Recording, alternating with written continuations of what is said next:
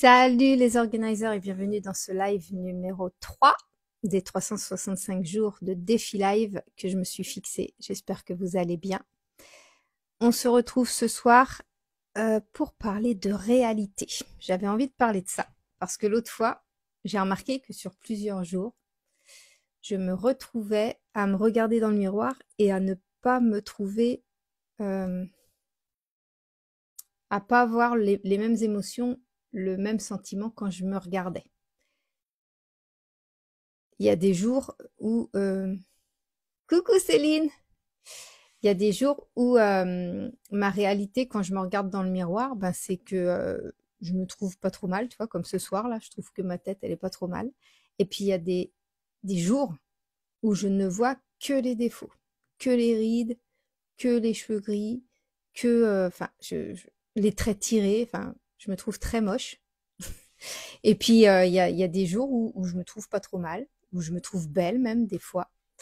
Et je me disais, ce qui est fou, c'est que selon le jour et l'énergie que tu as, eh ben, tu vas pas voir ta réalité de la même manière.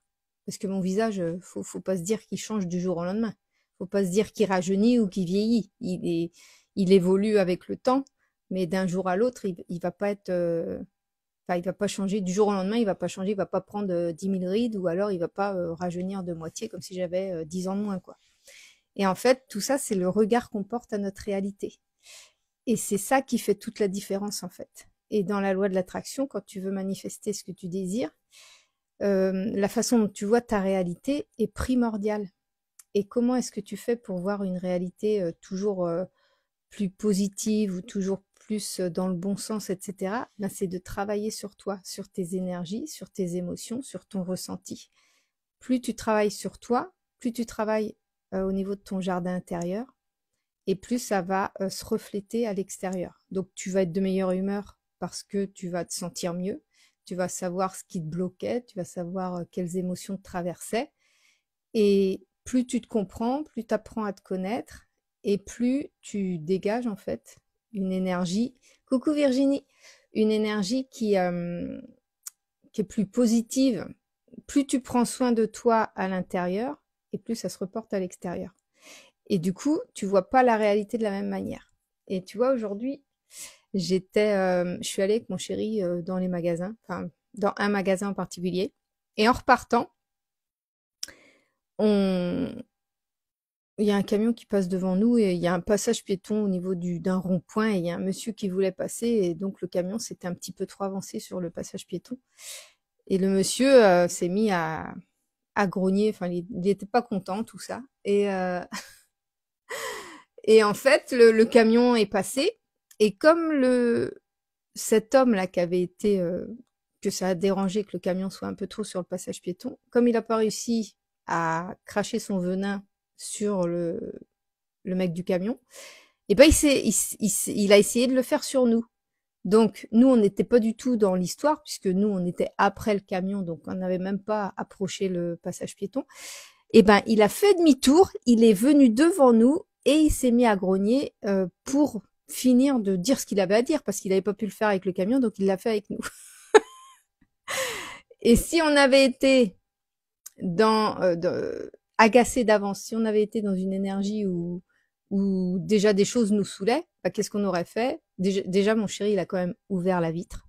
Il était prêt à lui répondre si jamais le monsieur devenait trop virulent. Mais du coup, il a fini par, enfin, il a vu que que Gaël ouvrait sa vitre. Et ben du coup, il a fait demi-tour et puis il est passé comme ça et puis il continuait de ronchonner. Il était content, il ronchonnait dans sa barbe, il était content avec ça. Et moi, j'ai rigolé en fait. Je me suis dit, le monsieur, il a pas réussi à cracher son venin sur l'autre personne, donc il s'est attaqué à nous qui n'avions absolument rien à voir dans l'histoire. Et comme nous, on était plutôt de bonne composition et de bonnes énergies, ce que je cultive au quotidien et ce que j'essaye de cultiver au quotidien, je m'énerve très très rarement maintenant. Quand je m'énerve, c'est vraiment que je suis très fatiguée et ouais, que je suis au bout de ma vie, quoi. C'est à ce moment-là que je m'énerve et ou quand j'ai pas assez dit non. Quand j'ai cédé trop de choses à mes enfants, par exemple, au bout d'un moment, bah je sais que j'ai pas assez dit non et là je sature et là ça explose. Mais en fait, ta réalité elle change à partir du moment où tu sais gérer tes émotions, où tu sais gérer ton système nerveux. Et des choses comme ça, où le gars il veut rentrer en conflit avec toi alors que tu n'as rien à voir dans l'histoire et j'aurais pu dire avec ma blessure d'injustice, j'aurais pu dire c'est vraiment c'est pas juste pourquoi il réagit comme ça avec nous alors que en fait nous on y est pour rien et tout ça, tu vois, j'aurais pu cultiver ça. Maintenant parce que moi dans ma réalité en fait ce genre de personne bah, je la laisse vivre son émotion, l'émotion qu'elle a envie de vivre et elle m'atteint pas en fait parce que moi dans ma réalité bah je c'est pas je suis pas dans l'énergie de ouais, je suis pas dans la même réalité que ce monsieur-là. Lui, pour lui, tout le monde l'agressait, tout le monde l'empêchait de passer sur son passage piéton, alors qu'en fait, moi, dans ma réalité, bah, c'est juste le camion qui était un petit peu trop avancé sur le passage piéton qui a juste empêché de laisser passer ce monsieur. Des fois, une bonne insulte, ça fait du bien. Mais tu sais que rien que ça, si tu insultes quelqu'un, ça te met dans une énergie de colère hein, quand même. Ça te met, ça te met des émotions à fleur de peau, tu vois. Et après, pour redescendre de ça, enfin moi personnellement, si quelqu'un m'énerve au point de l'envoyer chier, je mets du temps à redescendre. Et en fait, le problème de ça, c'est que quand ça va trop haut, ben, ça met tellement de temps à redescendre que tu as le temps de bien cultiver de, des choses qui sont pas très cool en toi. En fait, c'est toi que ça impacte. C'est pas l'autre. Au final, il s'en fout. Il s'est pris une insulte. Il y en a même. Il y a même des gens que moi j'ai connus et qui aimaient le conflit, qui adoraient rentrer en conflit. Et moi, c'est pas du tout mon tempérament. Quand je rentre en conflit, c'est que, enfin, j'aime pas. Pour ceux qui me connaissent, je suis vraiment quelqu'un qui essaye toujours de trouver des solutions, d'apaiser les choses, d'essayer de comprendre en fait, de me remettre en question, tout ça. J'essaie toujours d'éviter le conflit parce que je trouve que ça me met tellement dans une de mauvaises vibrations que ça m'insupporte moi-même en fait. C'est pour ça que je cherche toujours à tout prix à rester le plus stable émotionnellement possible. Bien sûr, il y a des circonstances et des événements qui font que bah, les émotions, faut qu'elles sortent à des moments, mais c'est rarement la colère. Ça peut m'arriver et ça m'est arrivé déjà 2 fois avec le jeune de mes enfants qui a un caractère bien trempé, qui est extrêmement têtu. Et des fois, il me pousse à bout, il me pousse à bout, ce jeune homme. Mais je l'adore, hein, mais il y a des fois, il est tellement, tellement têtu. Mais voilà, ce que je voulais partager ce soir, c'est que la réalité, elle n'est pas la même pour tout le monde. Et ta réalité, elle peut changer selon le regard que tu as envie d'y porter. Donc si tu as envie, si ça te nourrit d'être toujours énervé, bah, grand bien te fasse. Mais si tu as envie de manifester ce que tu veux, vaut mieux que tu sois dans une énergie qui corresponde à ce que tu veux manifester. J'avais une amie qui, peu importe dans les entreprises où elle est allée, elle est toujours rentrée en conflit avec ses collègues. Toujours, toujours, elle est toujours rentrée en conflit avec ses collègues. Et parce que sa réalité, c'est qu'elle se sentait toujours agressée par une parole, par une façon de travailler, par, enfin voilà, comme moi j'ai pu me sentir agressée quand j'ai démissionné plusieurs fois des entreprises ou quand j'ai fait des ruptures conventionnelles, c'était jamais pour la même raison, mais je me sentais toujours à un moment donné, euh, j'avais toujours ce sentiment d'injustice. Et c'est comme ça que j'ai découvert, parce qu'au bout de 2 démissions, trois ruptures conventionnelles, je me suis dit, je pense que le problème, il vient de moi. Les entreprises sont toutes différentes, les relations sont toutes différentes, le contexte est toujours différent, et pourtant, c'est toujours la même émotion qui revient, et c'est tout le temps au bout de 3 ans que je pars de ces entreprises, parce qu'il y a toujours un problème. Et je me dis, il y a forcément quelque chose qui vient de moi. C'est pas possible qu'à chaque fois, ça vienne que de l'extérieur. Je dis, je dois avoir un problème.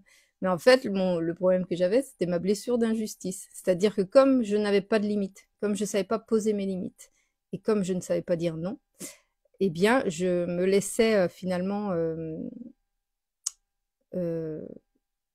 guidée par ce qu'on voulait bien me donner, par ce qu'on m'imposait, etc.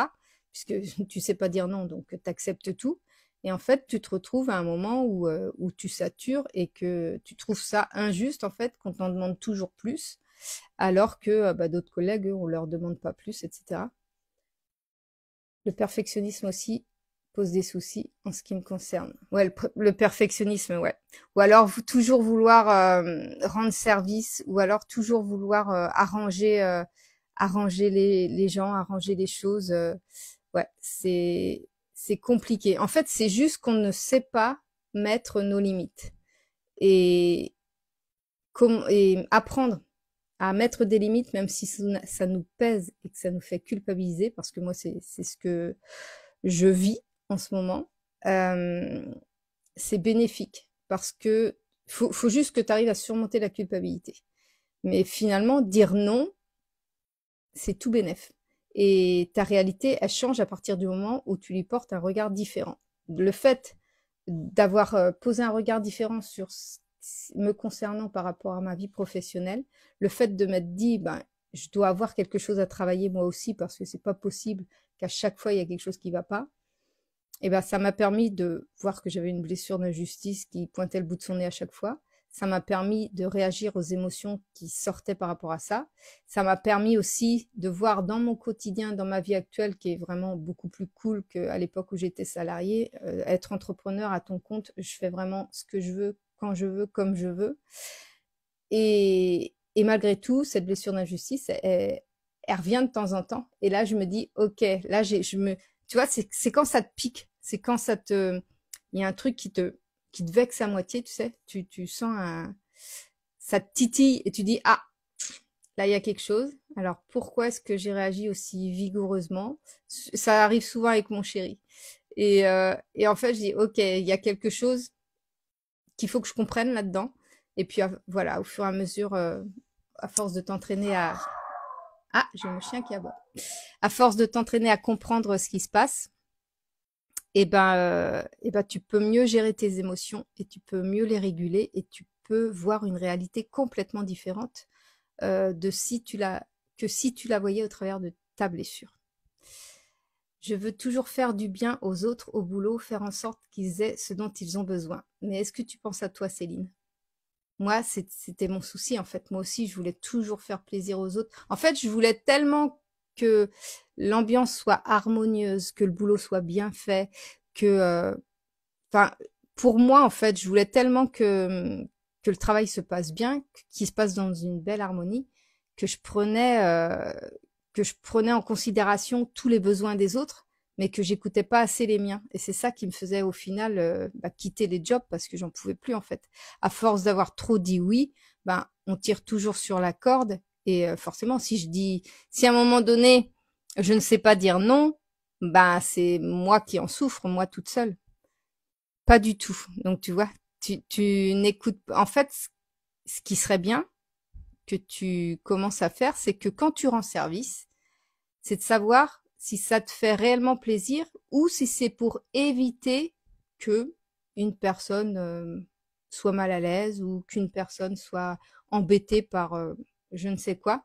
Il faudrait que tu vois si réellement ça t'impacte que dans le bon sens ou si ça te prend beaucoup d'énergie à toi. Si ça te si ça te dessert au final, si ça te fatigue, si ça te donne plus de boulot, si ça t'inquiète plus, si ça te fait prendre plus de responsabilités. Enfin, il y a plein de critères comme ça que tu peux essayer de comprendre et de voir en fait si Snow doit réguler ses colères. Non, mais Snow, à chaque fois que quelqu'un s'approche de la porte d'entrée, il aboie. Voilà. C'est notre sonnette, parce que notre sonnette marche plus. Donc, on a un Snow maintenant. Voilà, ça remplace la sonnette. Donc, voilà, pour finir avec Céline, ce qui est important de savoir, ouais, ce qui est important d'apprendre, c'est à savoir ce dont toi, tu as besoin. Et c'est en t'écoutant et en te disant, OK, là, je vais dire oui, ou là, j'ai dit oui. Pourquoi est-ce que j'ai dit oui? Est-ce que c'est pour être plus aimé? Est-ce que c'est pour, pour éviter un conflit? Est-ce que c'est parce que je vais culpabiliser de dire non? Enfin, tu vois, moi j'avais beaucoup ce genre de choses qui revenaient, qui est revenu quand j'ai analysé ma situation. Et j'étais comment, ouais, je culpabilisais beaucoup en fait. Et je me disais, bah si je dis non, ben je vais être pénalisée, tu vois. Je me disais, si je dis non, ben on va me recaler ou on va plus me donner de choses intéressantes à faire. Enfin, m'imaginais tout un tas d'histoires. Et alors qu'en fait, bah c'est pas vrai. Parce il y a d'autres collègues qui disaient non et ils n'étaient pas pénalisés pour autant. Donc, il y a vraiment cette idée-là qu'on se fait de notre réalité.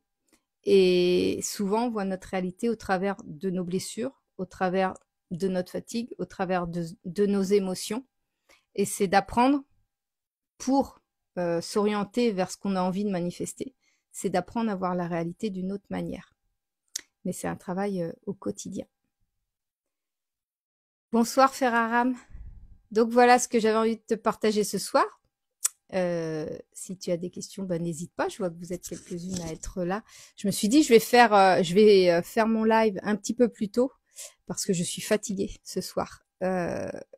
J'ai eu des coups de barre dans la journée. Je pense que j'ai peut-être un petit peu exagéré sur le chocolat. Il reste des chocolats de Noël et je pense que j'ai un petit peu exagéré sur les chocolats. Du coup, je suis un petit peu fatiguée. Et je me suis dit, je vais faire le live maintenant parce que je me suis engagée à faire un live tous les jours pendant 365 jours. Et d'ailleurs, comme j'y pense, en, en commentaire, je pense, parce que là, je vais pas tarder à arrêter ce live, mais en commentaire sous le replay, n'hésitez pas à me noter des sujets sur lesquels que vous aimeriez que j'aborde. Là, j'ai plusieurs idées en tête et puis au fur et à mesure de mes journées, je partage ce que je vis et voilà l'idée que ça m'amène. Et si vous avez des idées, bonne soirée Virginie. Si vous avez des idées, si vous avez envie que je partage autre chose, eh ben n'hésitez pas à me le dire en commentaire. Ça me fera très plaisir d'aborder les sujets que vous me suggérerez, bref, hein, tu m'as compris? Voilà, je vous fais des gros bisous, je vous souhaite une excellente soirée et je vous dis à demain pour le prochain live. Bisous!